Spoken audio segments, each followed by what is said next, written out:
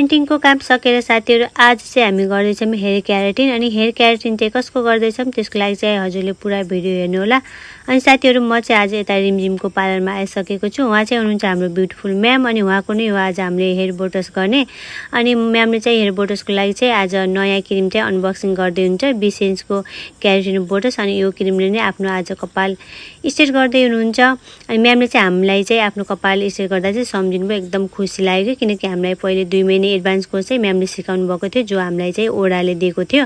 अनि म्यामले फोन गर्नुभएको थियो कि भोलि चाहिँ मैले आफ्नो कपाल क्याराटिन गर्ने भनेको, तिमीहरूले टाइम दिन सक्छौ भनेर। मैले चाहिँ हुन्छ भने किनकि घरमा यत्तिकै बस्नुभन्दा त आफ्नो हात पनि बस्छ, के कुराहरू सिकिन्छ भने चाहिँ म चाहिँ आएँ। उता चाहिँ त्यो उनी चाहिँ अस्मिता हुन्, उनी चाहिँ यही सिकिरहेको छिन्। अनि अरू 2 जना साथीलाई पनि बोलाउनु भएको थियो, उनीहरूले चाहिँ घरमा अब काम भएको भएर उनीहरू चाहिँ आउन पाएनन्। त्यसपछि म्यामले चाहिँ यता फर्स्ट क्रिम भनेको स्याम्पू नै हो। अनि स्याम्पूले चाहिँ आफ्नो हेयर वास गरिसकेपछि चाहिँ हामीले हेयर ड्रायर गरिदिउँ।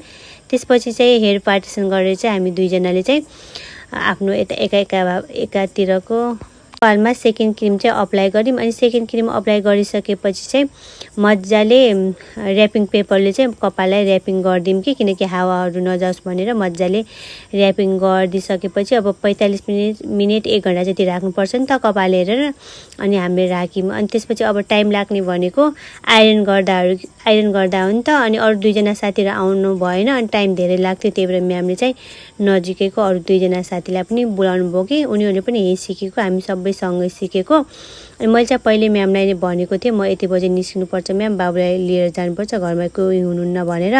त्यही भएर म्यामले अब टाइम लाग्छ भनेर अरू 2 जनालाई पनि बोलाउनु भयो। अनि हामीले चाहिँ पालो गरेर आइरन तान्यौँ कि।